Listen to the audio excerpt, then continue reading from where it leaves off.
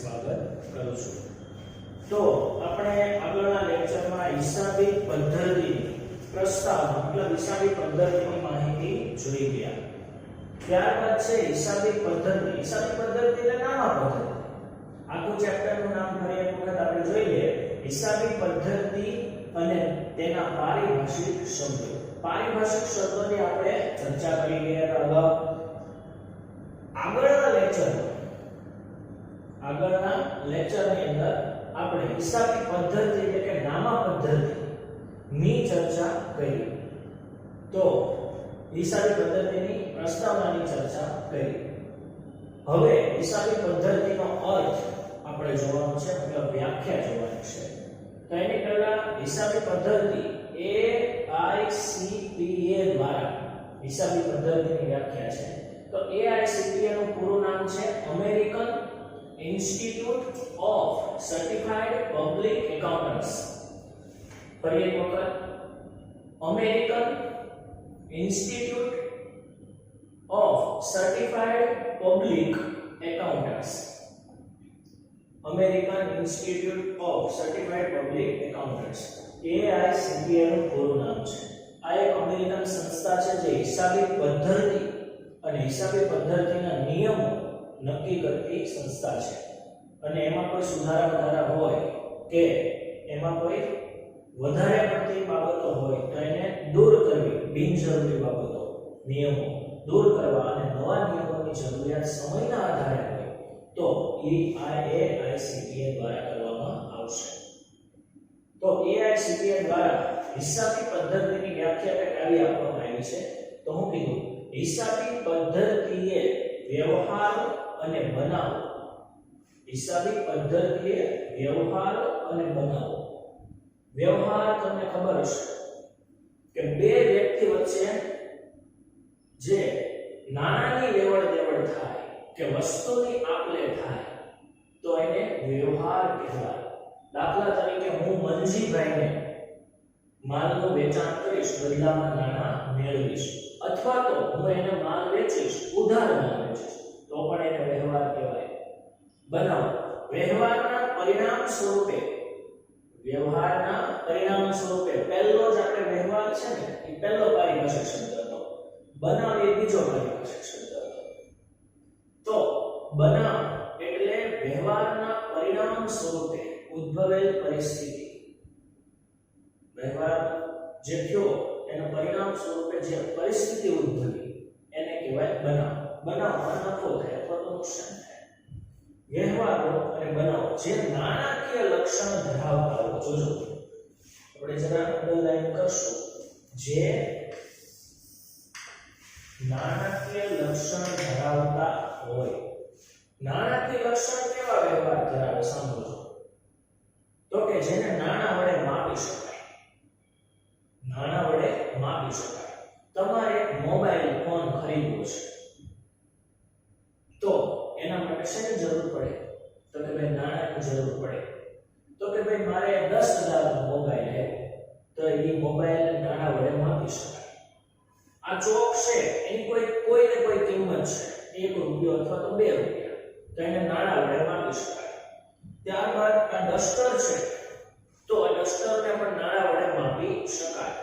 એમ કોઈ પણ વસ્તુ જેનું નાણાંમાં મૂલ્ય આપી શકાય એને નાણાં વડે માપી શકાય। એટલે જે નાણાકીય લક્ષણ ધરાવતા, તો ધંધાની અંદર જે વ્યવહાર થાય એ તમામ વ્યવહાર નાણાકીય લક્ષણ ધરાવતા હોય।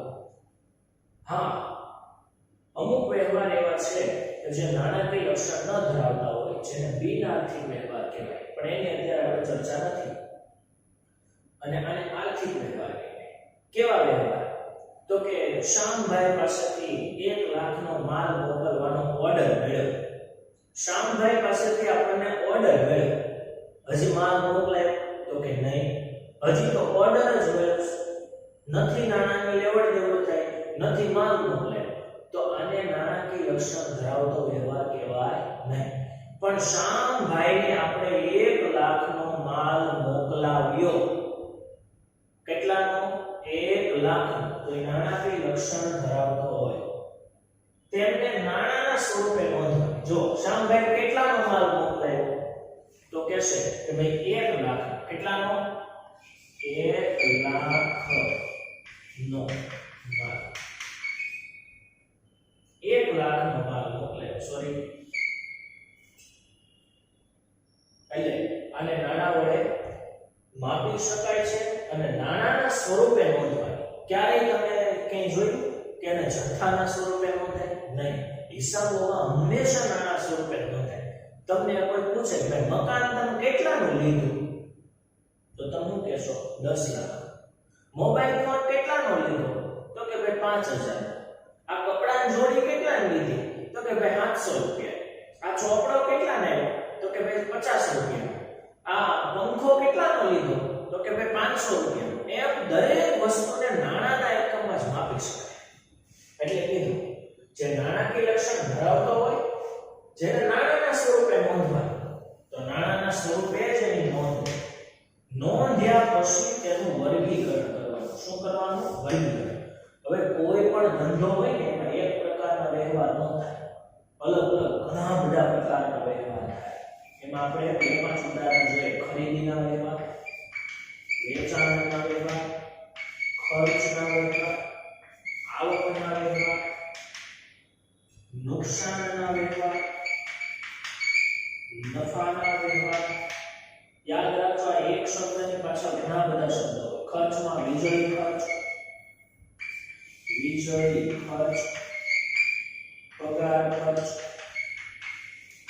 એમ આવકોમાં ઘણી બધી આવકો હોય દલાલી કમિશન નુકસાનમાં આગથી નુકસાન ચોરીથી નુકસાન વરસાદથી નુકસાન એમ અલગ અલગ ઘણા બધા પ્રકારના વ્યવહારો તો આ બધા જ વ્યવહારોને નોંધવામાં આવ્યા હોય કે ભાઈ ખરીદી કેટલા તો કે ભાઈ 10000 વેચાણ કેટલા તો કે 20000 ખર્ચા કેટલા છે તો કે 5000 આવક કેટલી થઈ તો કે 10000 નુકસાન કેટલું તો કે 2000 અને આ વર્ષનો નફો તો કે નુકસાન હોય તો નફો ન હોય પણ આપણે ગણી લઈએ હાલો નફો 8000 આમ બધા આંકડાઓ નાણાના સ્વરૂપે નોંધાણા લક્ષણ ધરાવતા નાણાના સ્વરૂપે નોંધવાની ત્યારબાદ એનું શું થાય વર્ગીકરણ કરવું એટલે દરેક વ્યવહારને અલગ અલગ નોંધવો ખરીદીનો વ્યવહાર ખરીદીમાં વેચાણનો વ્યવહાર વેચાણમાં ખર્ચના વ્યવહાર ખર્ચમાં આવકના વ્યવહાર આવકોમાં નફાના વ્યવહાર નફામાં અને નુકસાનના વ્યવહાર નુકસાનમાં એમ અલગ અલગ બધા જ ખાતા બનાવશે આપણે ખાતું શબ્દ જોઈ ગયા હતા તો આ ખાતામાં વર્ગીકરણ કરવા તેમજ તારણો કાઢવા એટલે દરેક ખાતાના સરવાળો કરવા ભાઈ ખરીદી કેટલી તો કે ભાઈ 10 રૂપિયાની ખરીદી આ તારણ નીકળે કેટલા રૂપિયાની વર્ષ દરમિયાન ખરીદી ત્યારબાદ વેચાણ કેટલું તો કે ભાઈ 20 રૂપિયાનું વેચાણ તો ખરીદી કરતા વેચાણ વધારે છે તો એ સારી બાબત કહેવાય એ સારી વાત કહેવાય પણ સમજી લો કે અહીંયા 20 રૂપિયાનું વેચાણ છે અને અહીંયા 100 રૂપિયાની ખરીદી હોત તો એ ખરાબ કહેવાય પણ 10 રૂપિયાની ખરીદી અને વેચાણ કેટલાનું 20 તો આ તારણો કાઢ્યા અને તારણો કાઢ્યા પછી પરિણામ કે અર્થઘટન કરવું પડે પરિણામ શું આવશે પરિણામ બે સ્વરૂપે જાવ યાદ રાખજો નફો અને કાતો નુકસાન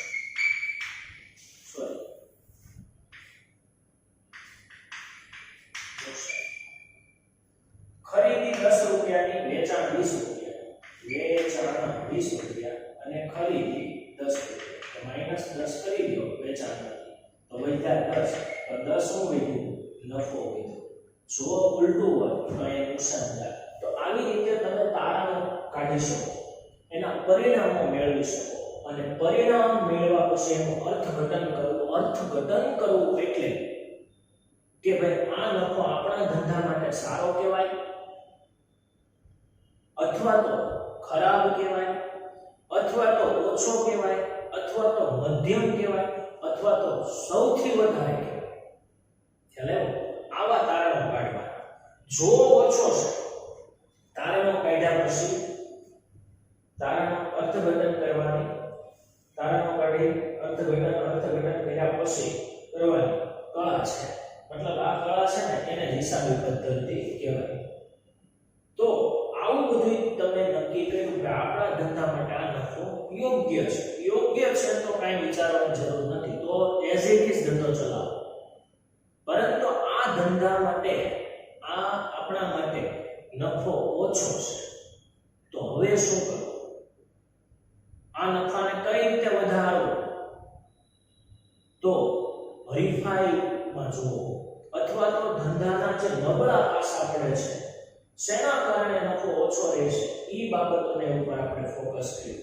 તો આપણે જોયું કે આપણા ધંધામાં કોઈ પણ પ્રકારની જાહેરાત જ નથી. લોકોને ખબર જ નથી કે આ ધંધો આવું કામ કરે છે. તો આપણે બીજા વર્ષે જાહેરાત કરી, તો એ જાહેરાતના કારણે ધંધામાં નફો વધશે. તો ફરીથી એક વખત એક સાથે આપણે વ્યાખ્યા જોશું એક એક શબ્દને. હિસાબી પદ્ધતિએ વ્યવહારો અને બનાવ. વ્યવહાર એટલે એક કે બે વ્યક્તિ વચ્ચે, બે કે તેથી વધુ વ્યક્તિ વચ્ચે નાણાંની લેવડ દેવડ થાય, અથવા તો વસ્તુની લેવડ દેવડ થાય, અથવા તો સેવાની લેવડ દેવડ થાય, તો એને વ્યવહાર કહેવામાં આવે છે.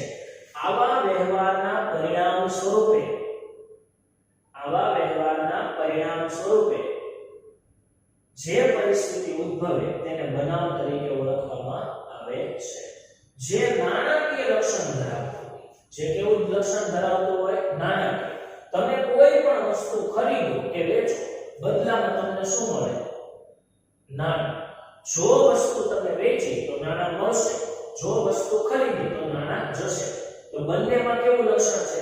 નાણાકીય લક્ષણ ધરાવતા હોય તેમને કયા સ્વરૂપે નોંધવાની? નાણાંના સ્વરૂપે નોંધવાની. જો તમે વસ્તુ ખરીદી તો કેટલાની ખરીદી થઈ? 5000 ની ખરીદી. જો વસ્તુ વેચી તો કેટલાની વસ્તુ વેચી? તો કે ભાઈ 10000 ની. તો એમને નાણાંના સ્વરૂપે નોંધવાની.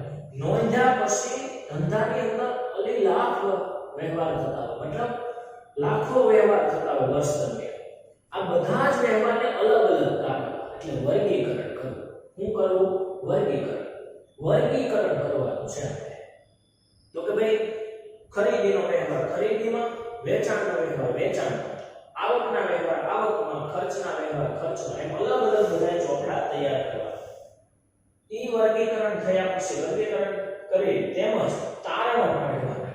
તારણો કાઢ્યા એટલે વર્ગીકરણ થયું, ખરીદી, વેચાણ, ખર્ચા, આવક બધું અલગ અલગ થયું. તારણો કાઢ્યા, ખરીદી કેટલી થઈ? 10 લાખ. અને વેચાણ કેટલું થયું? તો કે 20 લાખ. અને એના ઉપરથી આપણને તારણો પરથી શું મળશે? પરિણામ મળશે.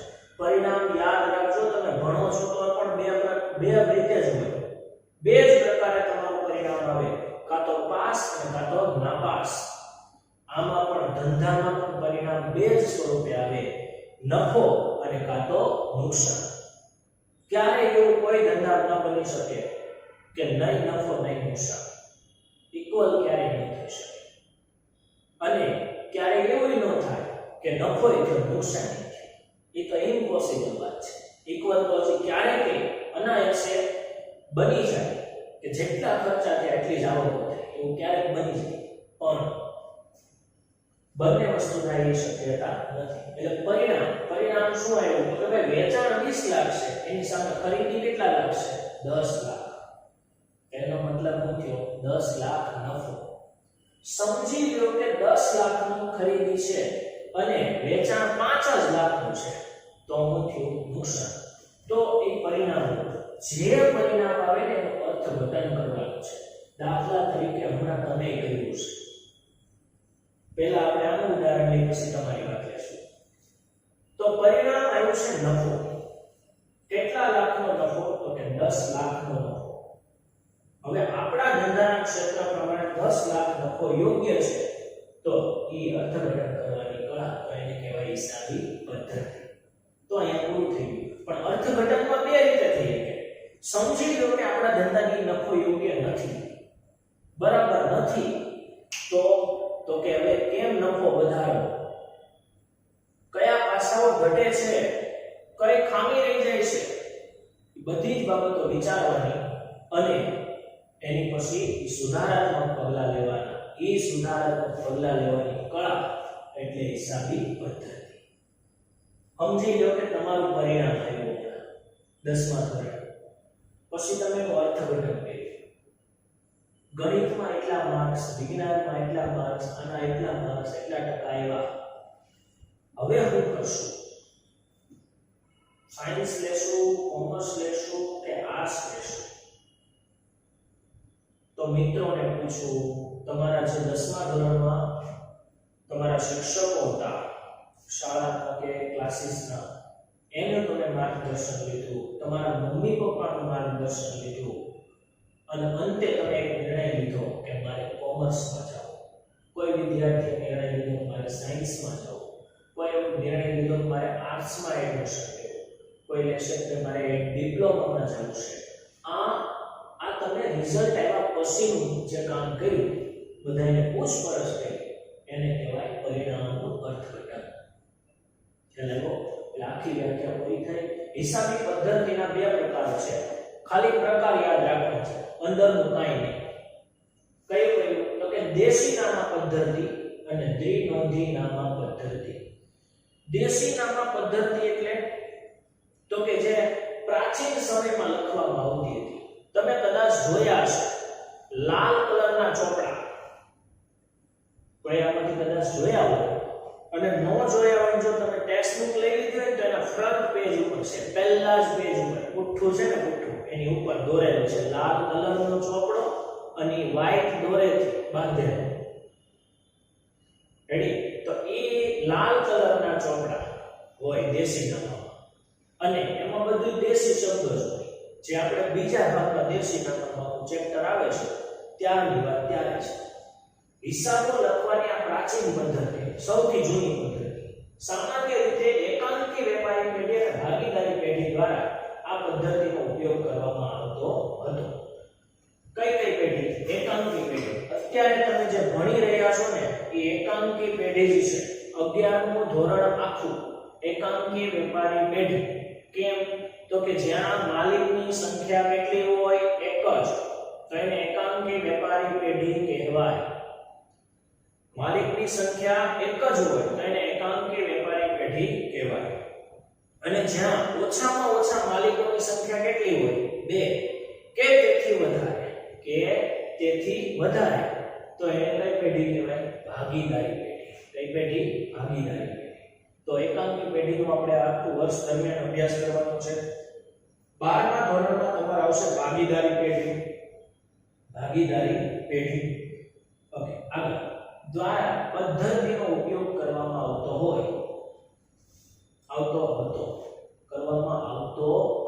અત્યારે જોજો એકાંકી કે ભાગીદારી પેઢી આનો ઉપયોગ કરતી નથી. એકાંકી પેઢી હવે દ્વિનોંધીનો ઉપયોગ કરે છે અને ભાગીદારી પેઢી દ્વિનોંધીનો ઉપયોગ કરે છે, અને કંપની પણ દ્વિનોંધીનો ઉપયોગ કરે છે. ધંધો 4 રીતે થાય. આમ તો 3 જ હોય, પણ આપણે 4 કહીએ તો તમને ગણાવું. પહેલું છે એકાંકી વેપારી પેઢી, જેમાં માલિકની સંખ્યા માત્ર એક જ હોય, એક જ માલિક હોય, એને એકાંકી પેઢી કહેવાય. આપણે અહીંયા નીચે ઉતરો, મતલબ બજારની અંદર જાઓ એટલે જે નાના નાના ધંધાઓ દેખાય છે બધા એકાંકી પેઢી. બીજું આવે ભાગીદારી પેઢી, જેમાં માલિકો ઓછામાં ઓછા કેટલા હોય? 2 તો હોવા જ જોઈએ, તો જ ભાગીદારી પેઢી કહેવાય. 2 થી વધારે હોય તો ચાલે, 50 સુધી ચાલે. કેટલા? 50. અને ત્રીજું આવે કંપની, જેની પાછળ લિમિટેડ કે પ્રાઇવેટ લિમિટેડ શબ્દ લાગતો હોય એને કંપની કહેવાય. રિલાયન્સ છે, ટાટા છે વગેરે. અને ચોથું આવશે સહકારી મંડળી. પણ જો કે ધંધો ન કહી શકાય, કે એક શબ્દ દ્વારા ચલાવતી સંસ્થા છે, એટલે 3 રીતે મેઇન ધંધો થઈ શકે નફાના હેતુથી: એકાંકી, ભાગીદારી અને કંપની. એમાં આપણે એકાંકી પેઢી આવશે 11મા ધોરણમાં ભણવાનું છે, 12મા ધોરણમાં ભાગીદારી પેઢી, અને એની પછીના વર્ષોમાં બધી જગ્યાએ કંપની. સામાન્ય રીતે એકાંકી પેઢી અને ભાગીદારી પેઢી દ્વારા આ પદ્ધતિનો ઉપયોગ કરવામાં આવતો હતો. હવે નહીં. અને ત્યારબાદ છે દ્વિનોંધી નામા પદ્ધતિ. છેલ્લા આપણે 14 થી 15 લેક્ચર ભણ્યા ઓનલાઈન, અને એમાં છે બધી જ મેં વાત કરીને એક શબ્દ લીધા, 2-3 શબ્દ લીધા, પારિભાષિક શબ્દો, હિસાબી પદ્ધતિની વ્યાખ્યા, હિસાબી પદ્ધતિના પ્રકારો, આ બધી જ બાબતો એટલે દ્વિનોંધી નામા પદ્ધતિ. આટલું જ નહીં, હજી તમે આગળ ભણશો ધોરણ 11 ઈ પણ દ્વિનોંધી નામા પદ્ધતિ, અને 12મું ધોરણ ભણશો ઈ પણ દ્વિનોંધી નામા પદ્ધતિ. એટલે આને એક વ્યાખ્યામાં એક લીટીમાં સમાવી શકાય નહીં. એટલે જો હું કીધું દ્વિનોંધી નામા પદ્ધતિના જન્મદાતા તરીકે, એના પિતા તરીકે, એના જન્મદાતા તરીકે ઇતિહાસકારોના જણાવ્યા પ્રમાણે ઇટાલીના ગણિતશાસ્ત્રી લુકા પેસિઓલી ને શ્રેય આપવામાં આવે છે. જે આપણે આગલા લેક્ચરમાં જ વાત કરી હતી કે 1494 ની અંદર 1494 માં ઇટાલીના પાદરી શ્રી લુકા પેસિઓલીએ પોતાના ગણિતશાસ્ત્ર ઉપરના પુસ્તકમાં નામાની શોધ કરી હતી, જે દ્વિનોંધી નામા પદ્ધતિની શોધ કરી હતી. એટલે આપણે જ્યાં સુધી તમે ભણશો ને નામાના મૂળ તત્વો, ત્યાં સુધી જે પદ્ધતિ ભણશો એ પદ્ધતિ એટલે દ્વિનોંધી નામા પદ્ધતિ. એટલે તો આપણે અહીંયા ટૂંકા પ્રશ્ન માટે બે શબ્દ યાદ રાખવાના. હિસાબી પદ્ધતિના કેટલા પ્રકારો? બે, દેશી નામા પદ્ધતિ અને દ્વિનોંધી નામા પદ્ધતિ. તો ફરી એક વખત નજર કરીએ. હિસાબી પદ્ધતિ એટલે કે નામા પદ્ધતિ. હિસાબી પદ્ધતિનું બીજું નામ છે નામા પદ્ધતિ. AICPA એનું પૂરું નામ છે American institute of certified public accountants. AICPA દ્વારા હિસાબી પદ્ધતિની વ્યાખ્યા, જો કોની વ્યાખ્યા કીધી? હિસાબી પદ્ધતિની વ્યાખ્યા. હિસાબી પદ્ધતિ એ વ્યવહારો અને બનાવો જે નાણાકીય લક્ષણ ધરાવતા હોય, જેમાં નાણાંની લેવડ દેવડ થતી હોય, તેમને નાણાંના સ્વરૂપે, કયા સ્વરૂપે? નાણાંના સ્વરૂપે કોઈ પણ વ્યવહાર થાય એને લખવો હોય એટલે નાણાંનું જ માધ્યમ હોય. ત્યારે તમે કોઈ વ્યવહારને વજન આધારિત કે એના ભૌતિક જથ્થા આધારિત નોંધી શકાય નહીં. દાખલા તરીકે તમે કોઈ પૂછે કે લે તમે તો ફ્રીજ બહુ મસ્ત લઈ આવ્યા, અરે વાહ, કેટલા લેવું? તો એને તમે એમ કહેશો કે કેટરીનાની કિંમતનું લાવ્યું, અથવા તો 2 ટ્રક ભરીને, અથવા તો 10 મણ વજનનું. આવી રીતે કહી શકાય? આનો કોઈ જવાબ જ નથી. કોઈ સમજ જ નહીં પડે. સામેવાળો વ્યક્તિ કન્ફ્યુઝ થઈ જાય. બિચારાનો જો મગજ સારું નહીં હોય તો મગજને થઈ જાય. પણ જો તમે એને એમ કહેશો કે ભાઈ 15,000 નું ફ્રીજ આવ્યું, તરત એને મગજમાં લાઈટ થઈ જશે, ખબર પડી જશે, સમજાઈ જશે. આને નાણાંના સ્વરૂપે નોંધવાની કહેવાય. એને તમે વજન આધારિત, એને કોઈ વ્યક્તિ સાથે કે એને જથ્થા આધારિત નોંધી શકાશે નહીં. વર્ગીકરણ કરવાની એટલે દરેક વ્યવહારને અલગ અલગ નોંધવાની. તેમજ તારણો કાઢવા એટલે ખરીદી કેટલી થાય, વેચાણ કેટલું થાય. તારણો કાઢ્યા પછી પરિણામ એટલે નફો કે નુકસાન, અને ઈ પરિણામ આવ્યા પછી એને શું કરવાનું? અર્થઘટન.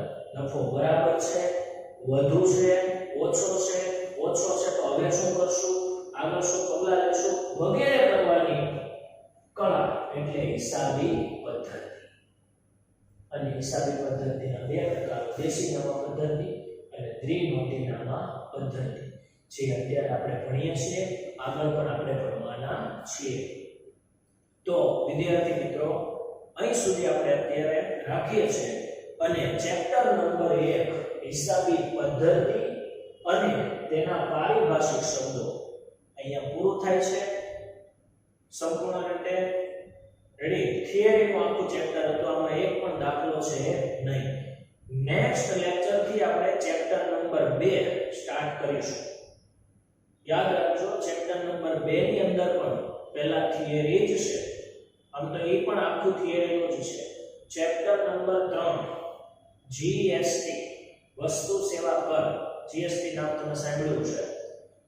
ઈ અને ત્યારબાદ આમનોંધથી વ્યવસ્થિત દાખલાઓ શરૂ થાય. 3 ચેપ્ટર સુધી તો નાની થિયરી.